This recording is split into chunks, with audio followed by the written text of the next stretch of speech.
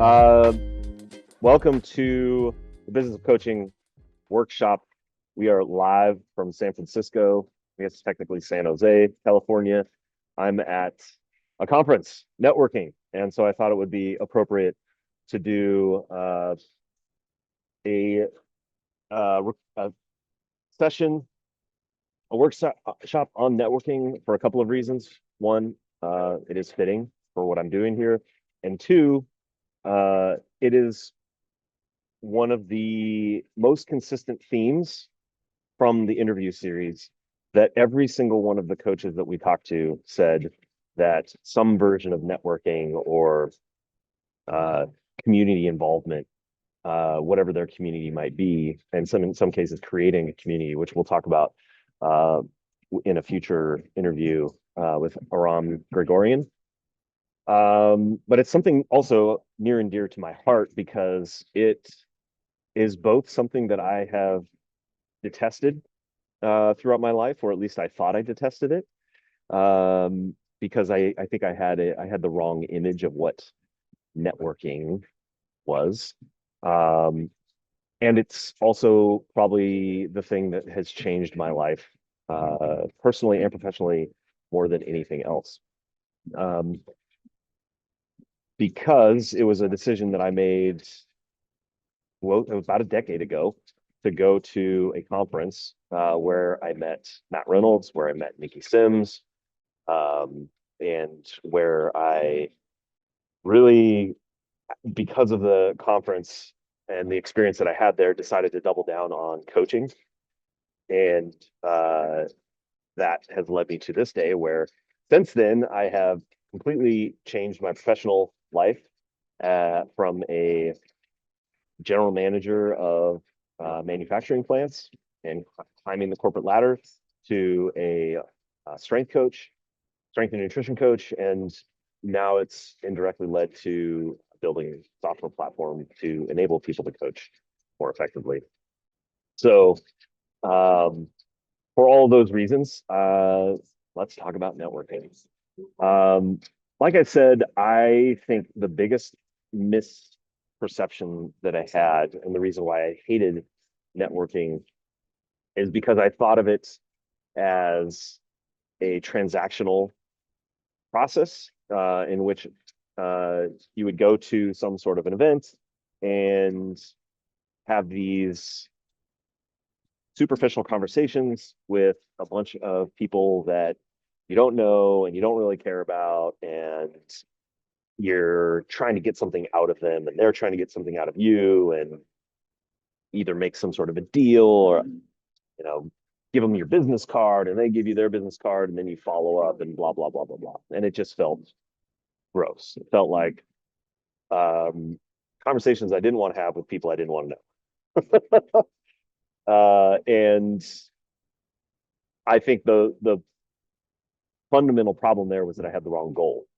So thing number one is to shift the goal from being a transactional process of getting something you want to building genuine relationships, not just building a contact list. And that simple shift, which I did accidentally, um, and that's why I'm sharing it. I didn't do it intentionally, so I would suggest thing one you can do is be intentional about it. I just so happened to, with that conference that I went to 10 years ago, pick an event in which I was interested in the people that were attending. And I was going to the event with genuine curiosity about who the people were, what the culture of the group was, and the content that was going to be discussed at the conference. So that I would say uh, changed my entire attitude, because instead of approaching each conversation as what can I get from this, or what can I get from this person, or what are they trying to get from me, I was genuinely just trying to build relationships.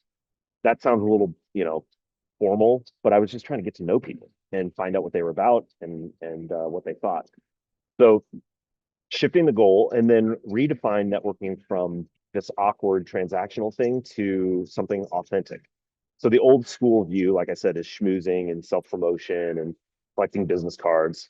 And what I'm suggesting is that you think of networking as a combination of curiosity and generosity, which is one thing that I have found also to be helpful is, as I said, going into the conference curious and then being, asking thoughtful questions. One of the best questions that I have found recently is, what do you love about X? And I'm mostly saying that within the context of having sales conversations lately. Somebody might be on a different platform or they're using something to deliver their coaching, and I ask them what they love about it instead of why are you doing it or why not do this or tell me about what you're doing. Cueing in on what they love or what they're excited about gives them something that they're excited to talk about. And what's fascinating about asking that question that I've found is that they'll kick off with what they love or what they're excited about, and then they'll very quickly shift into something else that maybe is a totally different version of asking that same question. Like it might actually lead them to be why they don't like what they're doing, or it's a conversation starter that is genuine and a fun way to engage with somebody that's not talking about the weather or what the latest game was. You get to go straight to whatever it is that they're excited about, that you're genuinely curious about. And the other huge game changer for me was taking the pressure off of feeling like I needed to have the thing to say. People love being listened to. And I think giving somebody free attention is one of the most valuable things that you can offer that costs you nothing other than your time to be there. And the other person they will feel heard and that the conversation was good if they end up talking most of the time. Now, there are some people that hate talking, but again, if you focus on asking genuine questions that they get to be excited about, you're generally going to get a positive interaction out of it without having to do anything. So, aim for something like 70-30 listening speaking, and watch how much that changes the interaction. The other thing I mentioned that with generosity, so this is a framework out there called curiosity, generosity, task. So first off, curiosity, then going with generosity, give before you ask.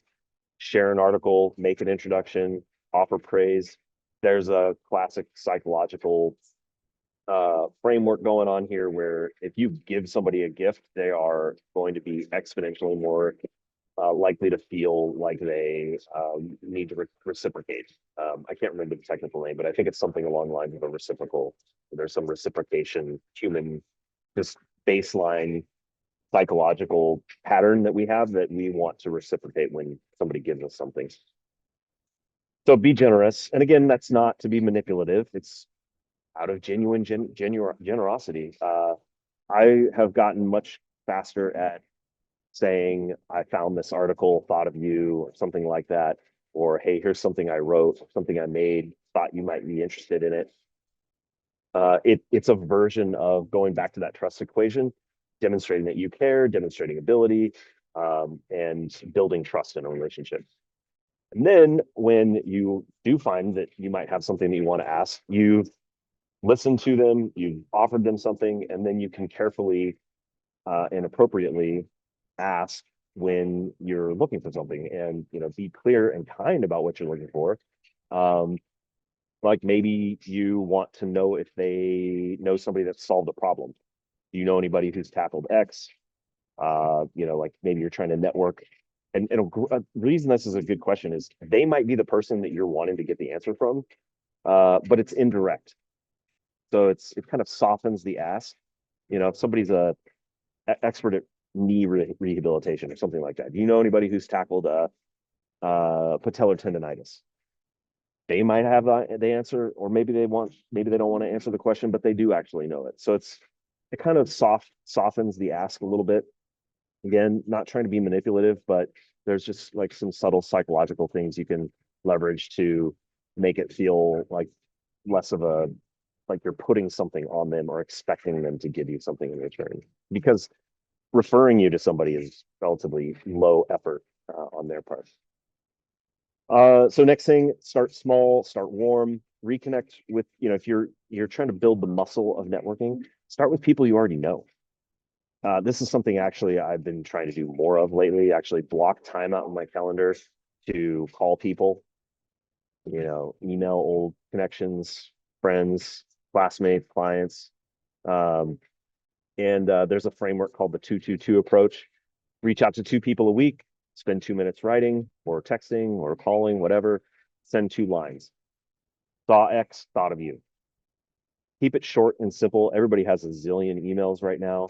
I have an attention span of probably no more than 2 sentences with most things in my inbox. And if I haven't been able to triage whether I want to do anything after 2 sentences, I delete, archive, move on, or ignore. So some tools and tactics. Some people like LinkedIn. It's a tricky one, but generally speaking, professionally, it's a decent place. Instagram might be more useful for you. I've actually been really surprised with some interactions lately, where I did cold outreach with people into their DMs, and people were genuinely positive with responding. I thought it would be a lot of cold shoulders, especially with people that had larger followings. And yeah, there's been some of that, but when it's somebody I have zero connection to. But I've actually been pleasantly surprised with how well people have responded to just a DM, sliding into the DMs. Tried and true method, and it actually has reinforced motivation for me to build and maintain some presence on social media. I didn't really have a good reason for it, but I'm definitely finding that having 10 years almost now of an Instagram account of me lifting and me coaching, I think adds credibility, because now people, when I send a message, they can look me up and get a sense of who I am pretty quickly. Keep it short, be specific. If you're going to be an email, again, that 222 framework might be useful to you. And then my most impactful lately has been events. And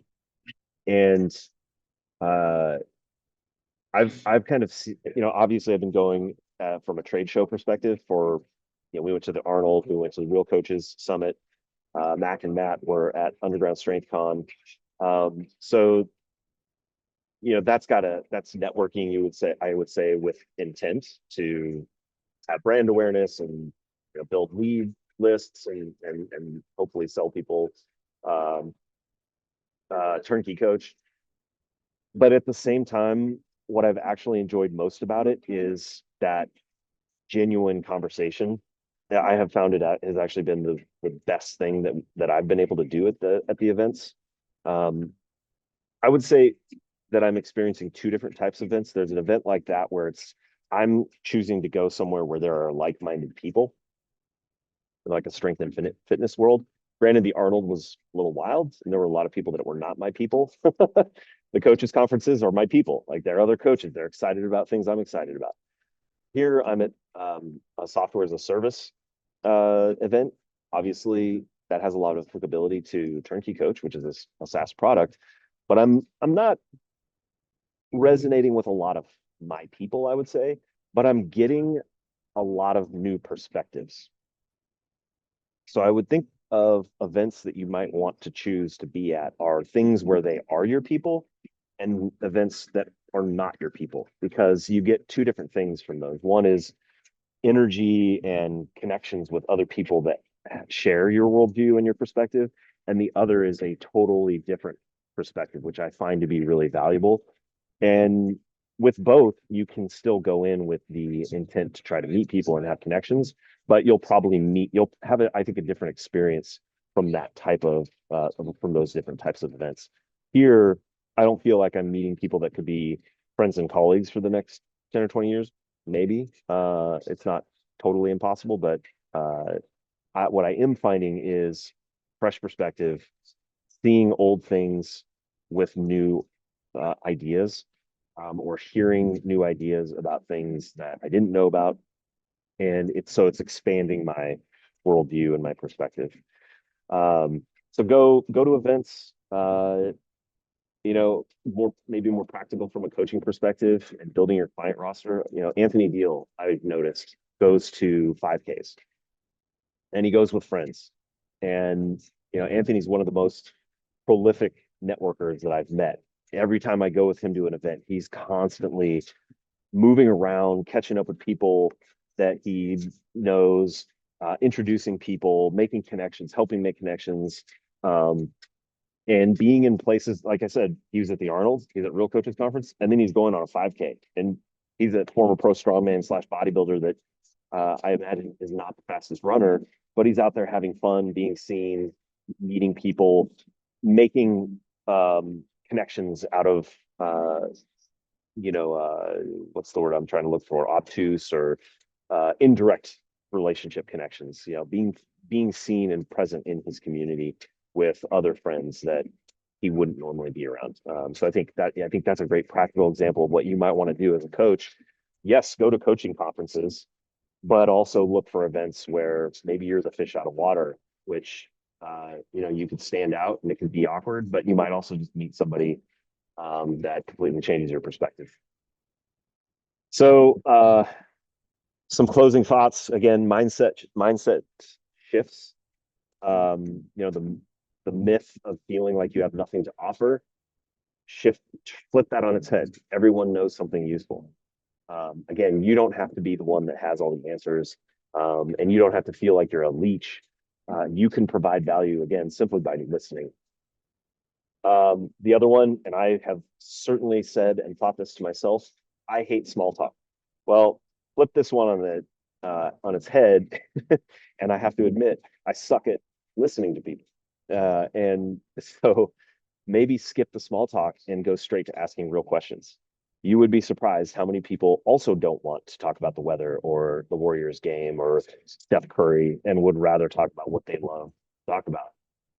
So, it can't hurt, and if you're not feeling it, there's no vibe, no connection. The beauty of being at a conference is there's lots of other people to talk to. You don't have to be rude about it, but hey man, nice talking, catch up later. Or here's how to get in touch with me. The other one is like the other myth, feeling transactional. Like I said, be helpful first and then let things flow. That give that I mentioned earlier, that generosity earlier, is generosity without expectation for return.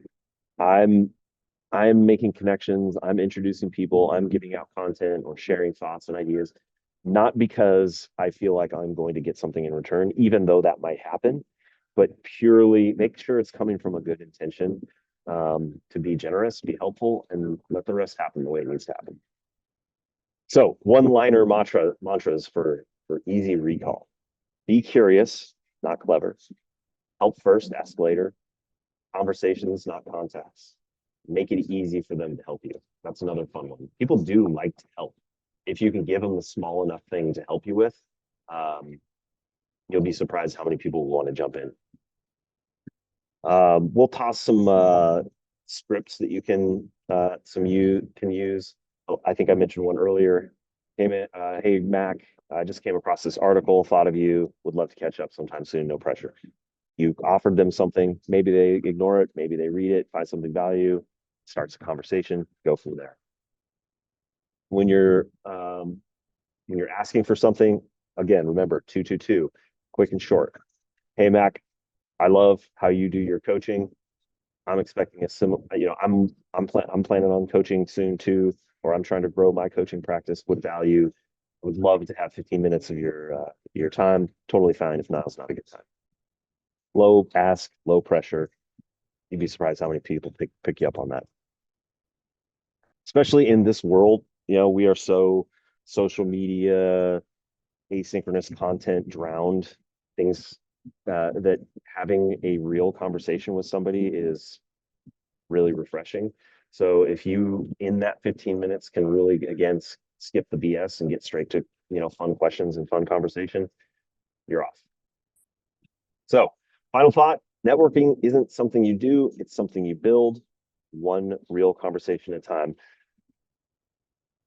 I was just having a conversation with a client today about mindset perspective from recovering from an injury. And one of the most important things is expanding the timeline and being patient, allowing time to heal, time just to do its thing. And I think the same thing is true with networking. Rather than feeling like you're going into a transactional space where I will do X and Y will happen because I do X and the person is there and da da da da da. You're planting a seed, you're nurturing a relationship, you're building a conversation, make it incremental, minimum effective dose networking, where you know just make the connection, and maybe there's something that happens today, maybe not. Maybe you make a connection 5 years later, something happens. Bringing up Anthony Deal again, I think we first connected with him like a year and a half ago, and now he's one of our coaches that has the most clients on TurnKey Coach. But it took being there, being front of mind, being there when a problem came up that we could solve. And when it happened, 9 months after we met him, there we were front of mind. Same thing, going back to my first story. When I went to that conference in 2015, I met Matt Reynolds. I had zero intention of doing online coaching or anything at that time. It wasn't until the next year, 2016, in the summer, I had this thought of, I want to do more coaching, but it's taking me an hour to commute every time I want to go to the gym in Seattle. And this sucks. I need to figure out how to work with people without having to drive 2 hours every time they want to do a session.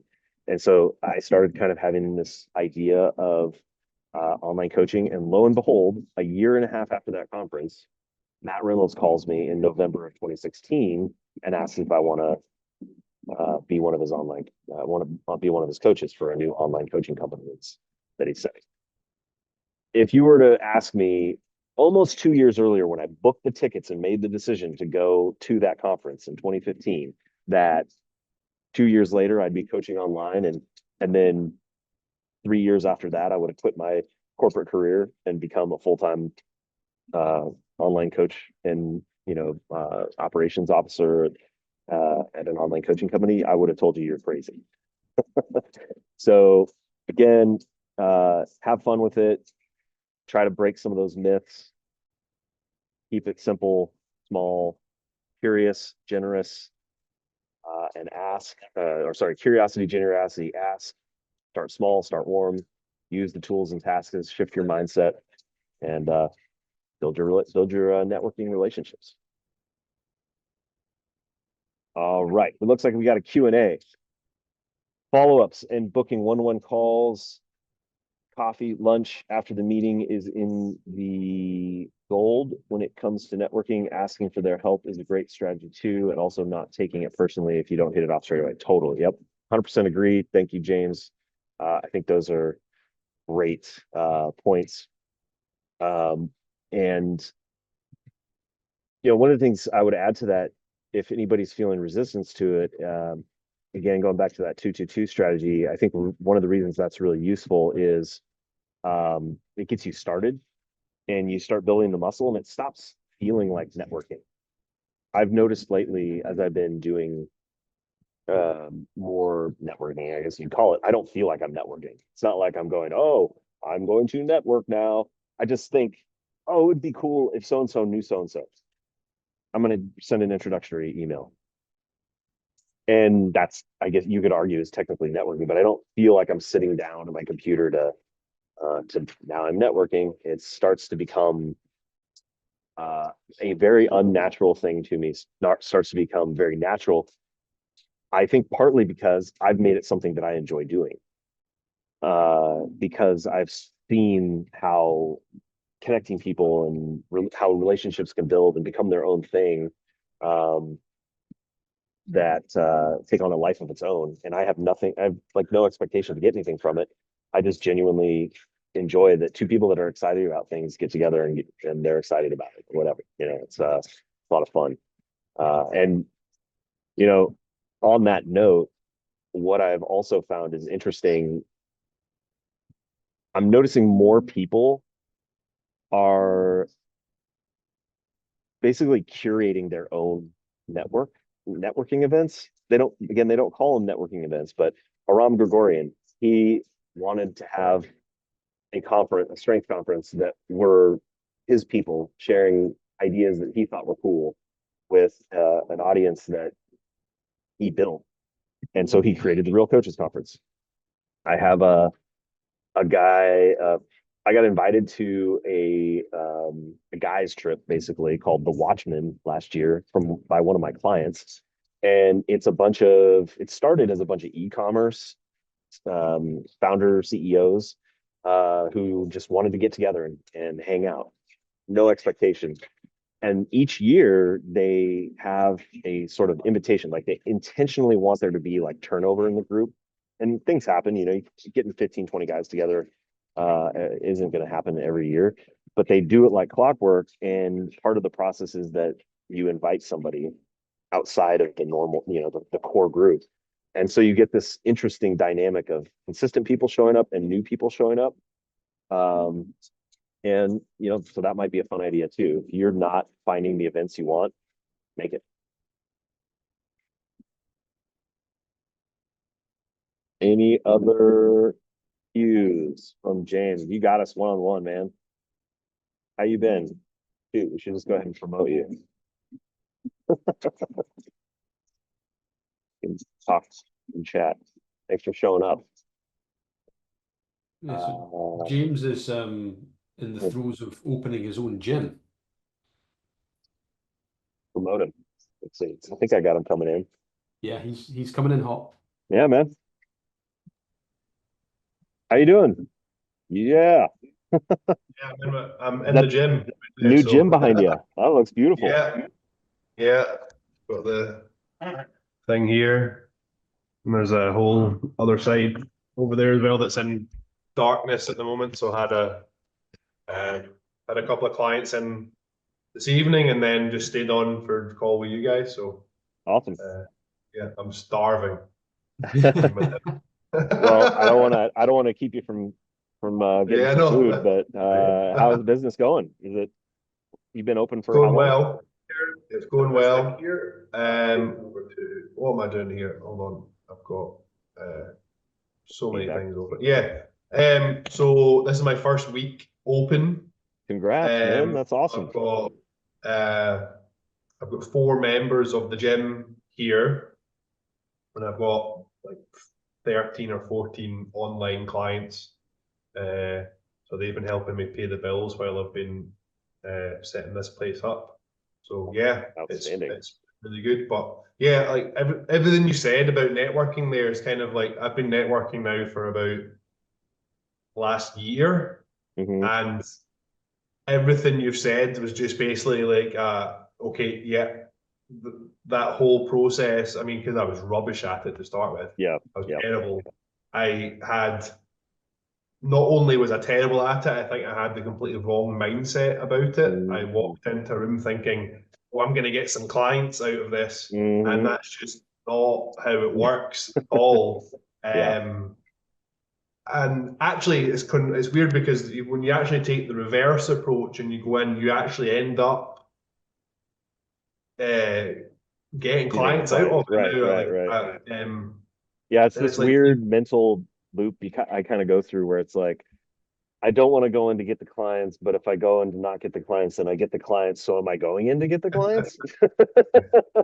It's really cool. Like I listen to Dave Tate's podcast occasionally, not all the time, and he talks about this thing about he learned really early on in his business that so many business people fail because they throw something out and they expect the return to come back in the same direction. But when you throw that thing out, actually the thing that gets you the referral or the sale or the client actually comes back at you from a completely different direction, and you've got to be really open to that, because if you're not, you'll go, you'll ignore it, and you'll be like, well, that was the potential for you to build your business and you didn't take it. So I think networking is like, that's a really good way to think about networking is.